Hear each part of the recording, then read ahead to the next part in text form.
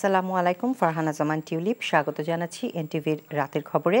Crown cement শিরোনাম দেখছিলেন, এবারে নিয়ে যাচ্ছি পুরো খবরে। ভারতের ত্রিপুরা রাজ্যে অবস্থিত অভিন্ন ফেনী নদীর ডম্বুর বাঁধ কোনো পূর্ব ঘোষণা না দিয়ে খুলে দিয়ে ফেনী, নোয়াখালী ও কুমিল্লা জেলায় ভয়াবহ বন্যা সৃষ্টির প্রতিবাদে বিক্ষোভ সমাবেশ ও মিছিল করেছে ঢাকা বিশ্ববিদ্যালয়ের সাধারণ শিক্ষার্থীরা। বুধবার রাতে বিশ্ববিদ্যালয়ের রাজু ভাস্কর্যের সামনে আয়োজিত সমাবেশে বক্তারা বলেন, বাংলাদেশের দক্ষিণ পূর্বাঞ্চলে ফেনী, নোয়াখালী সহ আশেপাশের জেলায় আকস্মিক বন্যা কোনো প্রাকৃতিক বন্যা নয়, এটা রাজনৈতিক বন্যা। ভারতের হিন্দুত্ববাদী মোদী সরকারের সমর্থনপুষ্ট শেখ হাসিনা সরকারের পতনের ক্ষোভে তারা দীর্ঘ ৩১ বছর পর কোনো পূর্ব ঘোষণা ছাড়াই অভিন্ন নদীর বাঁধ খুলে দিয়েছে। এছাড়া বাংলাদেশের উত্তর সীমান্তে তিস্তা নদীতে গজলডোবা বাঁধ খুলে দেওয়ার ও পায়তারা করছে জানিয়ে শিক্ষার্থীরা বলেছেন, ভারতীয় পানি আগ্রাসন বন্ধ না করলে বাংলাদেশ সীমান্ত ঘেঁষা দেশটির ৭টি রাজ্য নিয়ে এদেশের ছাত্র জনতা নতুন পরিকল্পনা করবে। এই গুটিবাজরা বর্ষার মৌসুমে যখন চারিদিকে এমনিতেই পানি, তখন তারা বাঁধ খুলে দেয়, আমাদেরকে পানিতে ডুবে মরতে হয়। এই হাসিনার ফ্যাসিস্ট সরকার ছিল ভারতের গোলাম সরকার, যারা কখনোই বাংলাদেশের জনগণের অধিকারের কথা চিন্তা করে নাই। যখনই ভারতের ত্রিপুরায় ডম্বুর বাঁধ খুলে দেওয়া হয়েছে, তখনই ফেনী পানির নিচে তলিয়ে গিয়েছে। আমাদের এই স্বাধীনতাকে তারা মেনে নিতে পারছে না। ছাত্র জনতা কোনোভাবেই ছেড়ে দেবে না। ভারতীয় দালালরা হুঁশিয়ার হয়ে যাও। যেমন ৭১-এ আমরা যুদ্ধ করেছি, এই ২৪-এ এসে হলো, এটা অবশ্যই মাথায় রাখতে হবে। প্রায় ১.৫ মাস হাসপাতালে চিকিৎসাধীন থাকার পর বুধবার সন্ধ্যায় গুলশানের বাসভবন ফিরোজায় ফিরেছেন বিএনপি চেয়ারপারসন বেগম খালেদা জিয়া। তার শারীরিক অবস্থার উন্নতি হলে চিকিৎসার জন্য বিদেশে নেওয়া হবে বলে জানিয়েছেন বেগম খালেদা জিয়ার ব্যক্তিগত চিকিৎসক ডাক্তার AZM জাহিদ হোসেন। এর আগে গত ৭ জুলাই দিবাগত রাতে শারীরিক অবস্থার অবনতি হলে বিএনপি চেয়ারপারসনকে এভারকেয়ার হাসপাতালে ভর্তি করা হয়। হাসান মাহমুদের রিপোর্ট। দীর্ঘদিন চিকিৎসা শেষে বিএনপি চেয়ারপারসন বেগম খালেদা জিয়া যখন হাসপাতাল থেকে নিজের বাসভবন ফিরোজার পথে, তখন দলের হাজারো নেতাকর্মীর অভ্যর্থনা পথে পথে। গেল ৫ বছরেরও বেশি সময় ধরে সাবেক এই প্রধানমন্ত্রী ছিলেন কারাদণ্ডের খড়গ নিয়ে। ৫ আগস্ট ছাত্র জনতার গণ অভ্যুত্থানের মধ্য দিয়ে রাষ্ট্রপতির এক আদেশে মুক্তি পান বেগম খালেদা জিয়া। মুক্তির সেই ঘোষণা আসে যখন তিনি হাসপাতালে চিকিৎসাধীন। দীর্ঘদিনের চিকিৎসা শেষে বুধবার হাসপাতাল থেকে বেগম খালেদা জিয়ার বাসায় ফেরা তাই বাধাহীন মুক্ত জীবনে প্রবেশ। এভারকেয়ার হাসপাতাল থেকে পথে পথে বেগম খালেদা জিয়াকে অভিবাদন জানিয়ে হাজারো নেতাকর্মী উচ্ছ্বাস প্রকাশ করে, স্লোগান দেন বন্দিদশা থেকে এক নেত্রীর মুক্তির মুখরতায়। দীর্ঘ ঘণ্টাখানেক সময় ধরে এভারকেয়ার হাসপাতাল থেকে গুলশানের বাসা ফিরোজায় ফিরতে সময় লেগে যায়। বাসার সামনে তখন নেতাকর্মীদের ভিড়। বেগম খালেদা জিয়ার শারীরিক অবস্থার কিছুটা উন্নতি হলেও তার উন্নত চিকিৎসার প্রয়োজন, তাই দ্রুতই তাকে বিদেশে উন্নত চিকিৎসার জন্য নেওয়া হবে বলে জানিয়েছেন ডাক্তার জাহিদ হোসেন। উনি কিছুটা সুস্থ হয়েছেন, কিন্তু মনে রাখতে হবে যে আমরা আগেও বলেছি, ওনার চিকিৎসার জন্য একটি পর্যায়ে আমরা আছি। পার্মানেন্ট চিকিৎসা যেটা, সেটি করা জরুরি, এবং সেজন্যই উনি একটা পর্যায়ে বিদেশে যাওয়ার জন্য আমরা বলেছি যত দ্রুত সম্ভব। যখনই ওনাকে শারীরিকভাবে, ওনাকে যেহেতু দেশের বাইরে, আমরা আগেও বলেছি যে ইউনাইটেড কিংডম অর্থাৎ যুক্তরাষ্ট্র বা জার্মানির কথা আমরা বলেছি, সেখানে যেতে হলে বেশ লম্বা সময় ফ্লাই করতে হবে। সেই জন্য একটি শারীরিক সুস্থতার প্রয়োজন আছে। মেডিকেল বোর্ডের তত্ত্বাবধানে এখন বাসায় রেখে আজকে আমরা নিয়ে আসছি। বাসায় রেখে চিকিৎসা চলবে। পরবর্তীতে ওনাকে যত দ্রুত সম্ভব ইনশাআল্লাহ মেডিকেল রিভিউর জন্য আবারও ওনার যে মাল্টিডিসিপ্লিনারি অ্যাডভান্স সেন্টারে নেওয়ার যে পরিকল্পনা, সেটি পরিবারের সদস্যরা এবং চিকিৎসকদের সুপারিশক্রমে ইনশাআল্লাহ গ্রহণ করবে। ছাত্র জনতার গণ অভ্যুত্থানের মধ্য দিয়ে স্বৈরশাসনের বিদায় দেয় দেশবাসীর প্রতি কৃতজ্ঞতা প্রকাশ করেন বেগম জিয়া, জানান ডাক্তার জাহিদ। দেশনেত্রী বেগম খালেদা জিয়া সবার কাছে কৃতজ্ঞতা প্রকাশ করেছেন, ধন্যবাদ জানিয়েছেন দেশের মানুষের প্রতি আপনাদের মাধ্যমে সবাইকে এটা পৌঁছে দেওয়া যে ওনার সুস্থতার জন্য আপনারা যেমন দোয়া করেছেন, সেই সাথে বিগত আন্দোলন ছাত্র জনতার যে গণ অভ্যুত্থান, সেখানে যে পরিমাণ আমাদের ছাত্র বলেন, রাজনৈতিক কর্মী বলেন, বিএনপি সহ অন্যান্য দলের নেতা কর্মীরা ইন্তেকাল করেছে, শহীদ হয়েছে, তার জন্য অনেক মানুষ পঙ্গু হয়ে গেছে। তাদের সবার জন্য, সবাইকের জন্য উনি আত্মার মাগফিরাত কামনা করেছে, তাদের শহীদ হয়েছে। আর যারা অসুস্থ তাদের সুস্থতা কামনা আপনাদের মাধ্যমে উনি জাতি এবং তাদের পাশে দাঁড়ানোর জন্য উনি অঙ্গীকার ব্যক্ত করছেন। 2018 সালের ফেব্রুয়ারি মাসে কারাবন্দী হওয়ার পর প্রথমবারের মতো মুক্ত অবস্থায় বাসায় ফিরলেন বিএনপি প্রধান। Hasan Mahmud, NTV news, Dhaka. BNP মহাসচিব মির্জা ফখরুল ইসলাম আলমগীর বলেছেন, বিজয়কে সুসংহত করতে সবাইকে দায়িত্ব নিতে হবে এবং আইন শৃঙ্খলা শক্ত হাতে দমন করতে হবে। সুযোগ নিয়ে কেউ যাতে দেশে বিশৃঙ্খলা সৃষ্টি করতে না পারে সেদিকে দলের সবাইকে সতর্ক থাকার আহ্বান জানান তিনি। বিকেলে নয়াপল্টনের যৌথ সভা শেষে এসব কথা বলেন তিনি। বিএনপির প্রতিষ্ঠা বার্ষিক উপলক্ষে 5 দিনের কর্মসূচিও ঘোষণা করা হয়। এদিকে বিএনপি মহাসচিবের সাথে বৈঠকে চীনা রাষ্ট্রদূত বাংলাদেশের প্রতি তাদের সহযোগিতা অব্যাহত রাখার কথা বলেন। রিপোর্ট করছেন হাসান জাভেদ। বিএনপির নয়াপল্টনের কেন্দ্রীয় কার্যালয়ে দলের প্রতিষ্ঠাবার্ষিক উপলক্ষে মির্জা ফখরুল ইসলাম আলমগীরের সভাপতিত্বে যৌথ সভা অনুষ্ঠিত হয়। পরে মহাসচিব বলেন, কেউ যাতে দেশে বিশৃঙ্খলা সৃষ্টি করতে বা ছাত্র জনতার বিজয়কে নষ্ট করতে না পারে সে ব্যাপারে সবাইকে সজাগ থাকতে হবে। ধন্যবাদ জানাতে চাই ছাত্রদেরকে, ধন্যবাদ জানাতে চাই জনগণকে, রাজনৈতিক দলগুলোকে, যে তারা আজকে একটা বিপ্লবের মধ্যে দিয়ে এই ভয়ানক ফ্যাসিবাদ হাসিনাকে তারা দেশ থেকে পালিয়ে যেতে বাধ্য করেছেন। তারা দেশ ছেড়ে পালিয়ে গেছে। এখন আমাদের সামনে কিন্তু অনেক বড় সংগ্রাম, অনেক বড় লড়াই। সে লড়াইটা কি? এই বিজয়কে সংহত করা, সুসংহত করা। এই বিজয়কে যদি আমরা সুসংহত করতে না পারি তাহলে আবার কিন্তু নব্য ফ্যাসিবাদ এসে হাজির হবে। বিএনপি নেতাকর্মীরা সব ধরনের সন্ত্রাস ও চাঁদাবাজি প্রতিহত করবে বলেও মন্তব্য করেন তিনি। কেউ যদি সন্ত্রাস করতে চায়, কেউ যদি আপনার চাঁদাবাজি বা অন্য কিছু করে আপনার ক্ষতি করতে চায়, সেটাকে আমাদেরকে, রাজনৈতিক নেতৃবৃন্দকে আমাদেরকে সেটাকে রুখে দিতে হবে। আইন শৃঙ্খলা যারা ভঙ্গ করবে তাদেরকে প্রতিহত করতে হবে এবং তাদেরকে আমাদের এখন যে আইন শৃঙ্খলা রক্ষাকারী বাহিনী আছে তাদের হাতে তুলে দিতে হবে। বিএনপির 46তম প্রতিষ্ঠাবার্ষিক উপলক্ষে শহীদ প্রেসিডেন্ট জিয়াউর রহমানের মাজারে শ্রদ্ধা নিবেদন, আলোচনা ও র্যালি সহ 5 দিনের কর্মসূচি ঘোষণা করা হয়। 46তম প্রতিষ্ঠাবার্ষিকী উপলক্ষে এদিকে ছাত্র জনতার গণ অভ্যুত্থানে ছাত্রদলের 49 জন নেতাকর্মী শহীদ হন। তাদের স্মরণে রাজধানীর নয়াপল্টনে শোক র্যালি করে সংগঠনটি।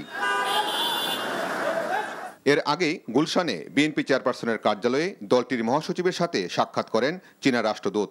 বৈঠকে ভূরাজনৈতিক পরিস্থিতিতে চীন বাংলাদেশের পাশে থাকবে বলে প্রত্যাশা ব্যক্ত করেন মির্জা ফখরুল। আর চীন বাংলাদেশের অভ্যন্তরীণ বিষয়ে হস্তক্ষেপ করবে না বলে জানান রাষ্ট্রদূত। বাংলাদেশের বর্তমান পরিস্থিতি নিয়ে আমরা আলোচনা করেছি। চীন বাংলাদেশের সহযোগিতাকে গুরুত্ব দেবে। বাংলাদেশ সহ কোনো দেশের অভ্যন্তরীণ বিষয়ে আমরা হস্তক্ষেপ করব না। আমরা আশা করি অন্তর্বর্তীকালীন সরকার বাংলাদেশের স্থিতিশীলতা রক্ষা এবং স্বাভাবিক অবস্থায় ফিরিয়ে নিতে কাজ করবে। Hasan Javed, NTV news, Dhaka. বাংলাদেশ থেকে পাচার হওয়া অর্থ ফিরিয়ে আনতে যুক্তরাজ্যের সহযোগিতা চেয়েছেন অন্তর্বর্তীকালীন সরকারের প্রধান উপদেষ্টা ডক্টর মোহাম্মদ ইউনূস। বিকেলে প্রধান উপদেষ্টার কার্যালয়ে যমুনায় দেখা করতে যান ব্রিটিশ হাইকমিশনার সারাহ কুক। এ সময় তাঁর কাছে পাচারের অর্থ ফিরিয়ে আনতে সহযোগিতা চান প্রধান উপদেষ্টা। জানান, ছাত্র জনতার বিপ্লবের মধ্য দিয়ে তারা রাষ্ট্র পরিচালনার দায়িত্ব নিয়েছেন, তাই দেশ থেকে পাচার হওয়া টাকা ফিরিয়ে আনতে অন্তর্বর্তীকালীন সরকার প্রতিশ্রুতিবদ্ধ। এদিকে শেখ হাসিনা সরকারের আমলের প্রতিটি গুমের ঘটনার তদন্ত করা হবে বলে জানিয়েছেন প্রধান উপদেষ্টা প্রেস সচিব শফিকুল আলম। এজন্য একটি কমিশন গঠন করার চিন্তা করছে সরকার।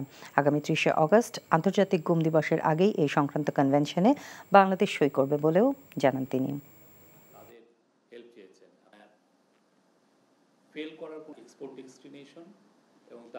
পাচারকৃত টাকার ক্ষেত্রে এটা কোনো সুনির্দিষ্ট নামের বিষয় না। এখান থেকে যে টাকাটাই চলে গেছে সেটা ব্রিটেনে হতে পারে, এটা আমেরিকায় হতে পারে, যেই টাকাটাই চলে যাক না কেন সেই টাকাটা ট্র্যাক করা এবং টাকাটাকে ফিরে আনা। এই টাকাটা আসলে তো আমাদের এই চুরি করাটাকে বাংলাদেশের থেকে বাংলাদেশের মানুষকে বাংলাদেশের ইকোনমিকে তারা ব্রোকেন করে প্লান্ডার করে এই টাকাটা ওরা বাইরে পাঠিয়েছে। তো এই টাকাটা আনার একটা বড় ডিটারমিনেশন এই গভর্নমেন্টের। দেশে আকস্মিক বন্যায় ক্ষতিগ্রস্ত পরিবার, জীবিকা ও সম্পত্তি রক্ষায় প্রয়োজনীয় পদক্ষেপ নিতে অন্তর্বর্তী সরকারের প্রতি অনুরোধ জানিয়েছেন লন্ডনে অবস্থানরত বিএনপির ভারপ্রাপ্ত চেয়ারম্যান তারেক রহমান। সামাজিক যোগাযোগ মাধ্যমে দেয়া এক পোস্টে এই অনুরোধ জানান তিনি। পোস্টে তারেক রহমান লেখেন, বিধ্বংসী আকস্মিক বন্যা বাংলাদেশের পূর্ব ও দক্ষিণ পূর্ব অঞ্চলের 4টি জেলায় আঘাত এনেছে, যার ফলে লক্ষাধিক লোক অসংখ্য গ্রামে পানিবন্দী হয়ে পড়েছেন। এসব জেলায় পরিবার, জীবিকা ও সম্পত্তি রক্ষায় প্রয়োজনীয় পদক্ষেপ নিতে সরকারের প্রতি অনুরোধ জানান তিনি। একই সঙ্গে বিএনপির সকল স্তরের নেতাকর্মীকে আশ্রয়, খাদ্য ও রসদ, মানবিক ত্রাণ সহ ক্ষতিগ্রস্ত মানুষদের সহায়তা করার জন্য আহ্বানও জানান বিএনপির ভারপ্রাপ্ত চেয়ারম্যান। সব সময় মানবতাকে সমুন্নত রাখতে হবে উল্লেখ করে তারেক রহমান লেখেন, এই সংকটের সময় একে অপরের পাশে থাকতে হবে। শেখ হাসিনা সহ ক্ষমতাচ্যুত সরকারের সব মন্ত্রী এমপিদের কূটনৈতিক পাসপোর্ট অর্থাৎ লাল পাসপোর্ট বাতিলের সিদ্ধান্ত নিয়েছে সরকার। স্বরাষ্ট্র মন্ত্রণালয়ের সিকিউরিটি সার্ভিস ডিভিশন থেকে এই তথ্য নিশ্চিত করা হয়েছে। এ বিষয়ে প্রয়োজনীয় ব্যবস্থা নেওয়ার প্রক্রিয়া ইতোমধ্যে শুরু হয়েছে বলেও জানানো হয়। স্বল্প সময়ের মধ্যে আদেশ জারি করা হবে। ইতোমধ্যেই অভিবাসন ও পাসপোর্ট বিভাগকে নির্দেশ দেওয়া হয়েছে। গত 5 অগস্ট প্রধানমন্ত্রী থেকে পদত্যাগ করে দেশ ছেড়ে পালিয়ে যান শেখ হাসিনা। আওয়ামী লীগ সরকারের পতনের 2 সপ্তাহ পর এমন সিদ্ধান্ত নিল অন্তর্বর্তী সরকার। সংসদ সদস্যদের পাশাপাশি তাদের পরিবারের সদস্যরাও লাল পাসপোর্ট পান। এই সিদ্ধান্তের ফলে সাবেক মন্ত্রী এমপির পরিবারের সদস্যদের পাসপোর্টও বাতিল হয়ে যাবে। এখন যদি তারা নতুন পাসপোর্ট নিতে চান তাহলে প্রথম লাল পাসপোর্ট জমা দিতে হবে এবং তারপর আইন অনুযায়ী একটি সাধারণ পাসপোর্ট ইস্যু করা হবে।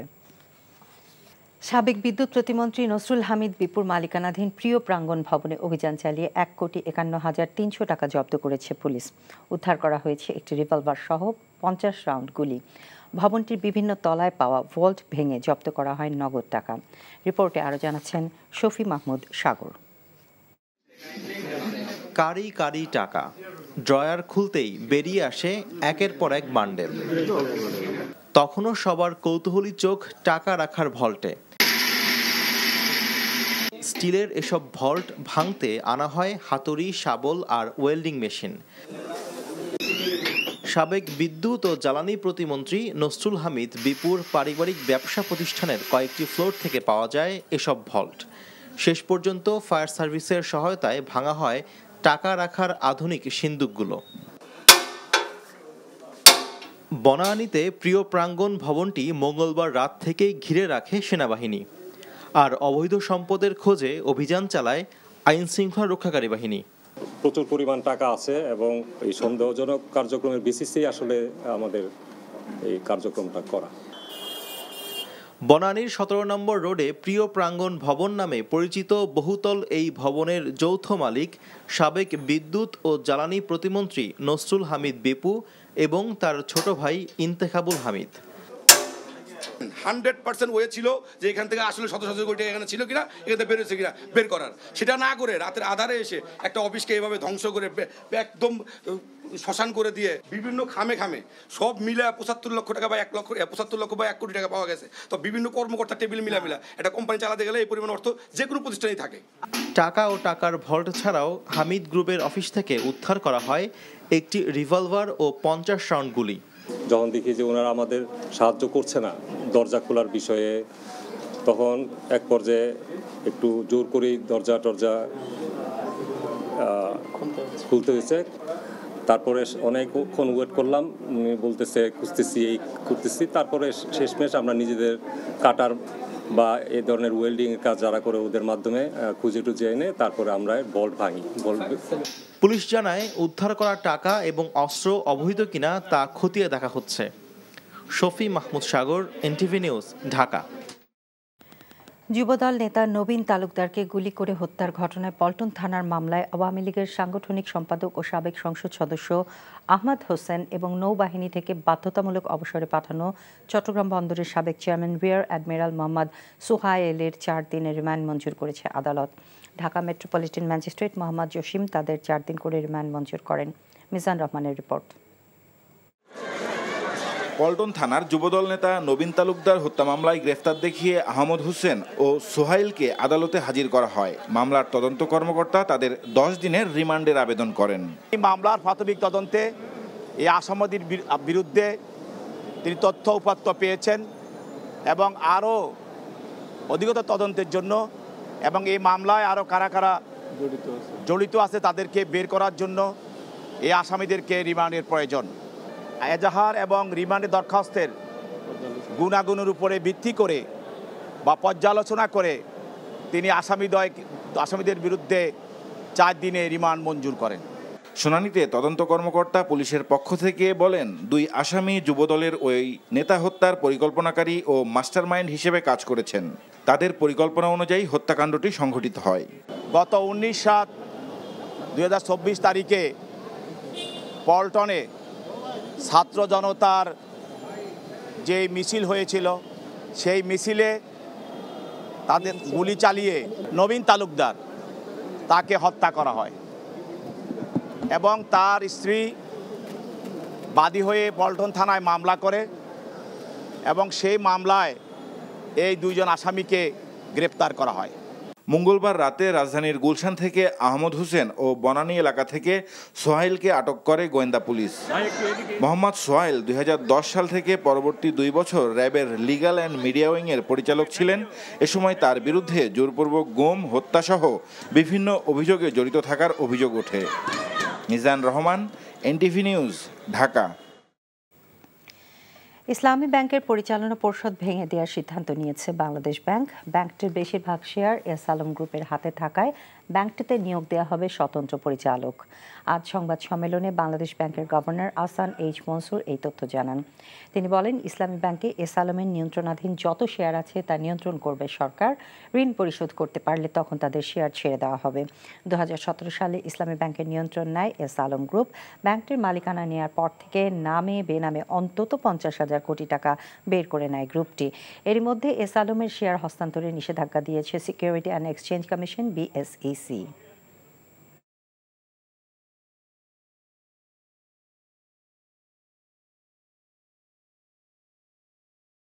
এস আলম গ্রুপের শেয়ার হোল্ডিংটাকে আমরা সরকারিভাবে টেক ওভার করবো আইনগতভাবে এগেনস্ট তার লায়াবিলিটিস। তারা যদি পুরো টাকা শোধ করে দেয় মালিকানা ফেরত পেতেও পারেন। যে ভগ্নাদশা আছে সেটাকেই উদ্ধার করতে হবে। এখান থেকে আমরা অবশ্যই 100 টাকা পাবো না। শিক্ষার্থীদের সচিবালয়ে ঢুকে পড়ার মতো অনভিপ্রেত ঘটনার কারণে এইচএসসি ও সমমানের পরীক্ষা বাতিল করা হলেও আরও চিন্তাভাবনার অবকাশ ছিল বলে মন্তব্য করেছেন শিক্ষা উপদেষ্টা অধ্যাপক ওয়াহিদুদ্দিন মাহমুদ। দুপুরে সচিবালয় সংবাদ সম্মেলনে এমন মন্তব্য করেন তিনি। দেশে এখনও স্থিতিশীলতা আসেনি উল্লেখ করে প্রশ্নপত্র বিতরণ, পরীক্ষা কেন্দ্র, পরীক্ষার্থীদের যাতায়াত সহ বেশ কিছু বিষয়ে নিরাপত্তা নিশ্চিত করাও চ্যালেঞ্জ বলে জানান উপদেষ্টা। তবে ভবিষ্যতে সুফল পেতে পাঠ্যক্রম, শিক্ষানীতি সহ বেশ কিছু বিষয়ে দ্রুতই সংস্কার কাজ শুরু করা হবে বলে জানান তিনি। আর বর্তমানে বিভিন্ন শিক্ষা প্রতিষ্ঠান থেকে বল প্রয়োগ করে শিক্ষকদের পদত্যাগ করানোর দৃষ্টিকটু উল্লেখ করে দ্রুতই বিশ্ববিদ্যালয়গুলোতে নিরপেক্ষ ও যোগ্য উপাচার্য নিয়োগ দেওয়া হবে বলেও জানান ওয়াহিদুদ্দিন মাহমুদ। আর বিভিন্ন ক্লাসের পাঠ্য বই ছাপানোর টেন্ডার বাতিল করা হয়েছে এবং কিছু অনুচ্ছেদে সংস্কার করে দ্রুতই ছাপানোর কাজ শুরু হবে ও সময় মতোই শিক্ষার্থীদের হাতে তুলে দেওয়া হবে বলেও জানান তিনি।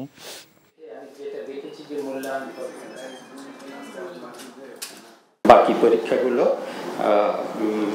বাতিল করার সিদ্ধান্ত দিয়েছেন। আমি নিজে মনে করি যে এই বিষয়ে আরও অনেক চিন্তা ভাবনার অবকাশ ছিল এবং সেটা হলে অনেক ভালো হতো।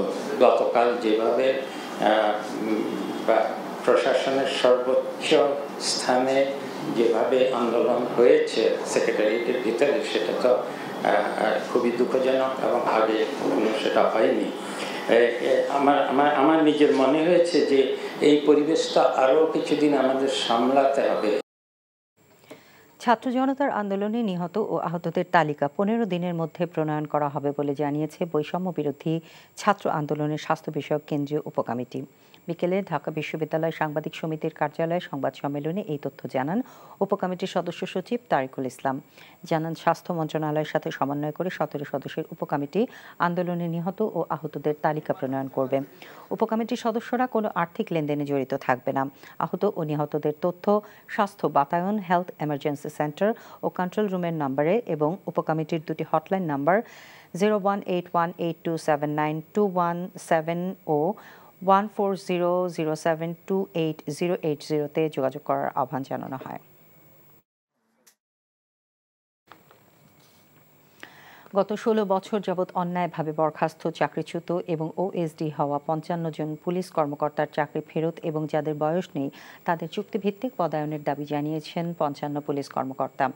আজ সচিবালয়ের স্বরাষ্ট্র উপদেষ্টার কাছে এসব দাবি জানান তারা। পুলিশ ক্যাডারের এই কর্মকর্তারা জানান অন্যায়ভাবে 26 জনকে বাধ্যতামূলক অবসরে এবং 2 জনকে 5 বছর ধরে জেলে রাখা হয়েছে।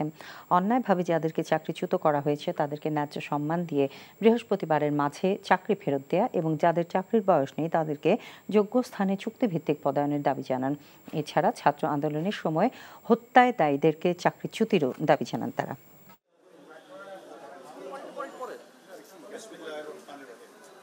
যাদেরকে এই যে আমরা 50 জন অফিসার এখানে একত্রিত হয়েছে, অন্যায়ভাবে যাদেরকে বিচ্যুত করা হয়েছে, চাকরিচ্যুত করা হয়েছে, প্রত্যেককেই তাদের ন্যায্য সম্মান এবং ন্যায্য পদোন্নতি এই জিনিসগুলো তাদেরকে অনতিবিলম্বে আগামী 48 ঘন্টার মাঝে গভর্নমেন্ট অর্ডার করে আমাদেরকে এই সম্মান ফিরিয়ে দিতে হবে। মুন্সিগঞ্জে বৈষম্য বিরোধী আন্দোলনে নিহত পরিবারকে আর্থিক সহযোগিতা করেছে বিএনপি। দুপুরে শহরের ইসলামপুর এলাকায় নিহত 3 জনের স্বজনদের সাথে দেখা করে সহযোগিতার অর্থ তুলে দেন কেন্দ্রীয় ও স্থানীয় বিএনপির নেতাকর্মীরা।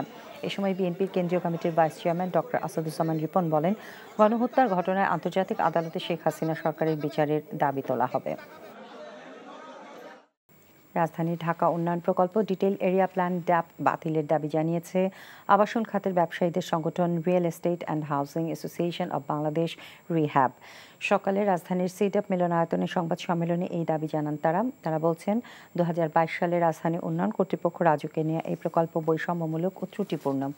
অনেক এলাকায় আগে যেখানে 8 তলা ভবন তৈরি করা যেত, ড্যাপ অনুযায়ী তা 4 থেকে 5 তলা করা যাচ্ছে। আগের তুলনায় প্রায় 40% কমেছে ভবনের আয়তন। ফলে ভবন তৈরিতে জমির পরিমাণ বেড়েছে, যা ভবিষ্যতের জন্য ক্ষতিকর। এজন্য অনেক ব্যক্তি উদ্যোক্তারা নতুন বাড়ি করতে আগ্রহী হচ্ছেন না। একই সাথে ক্ষতিগ্রস্ত হচ্ছে আবাসন খাতের বলে অভিযোগ করেন ব্যবসায়ীরা।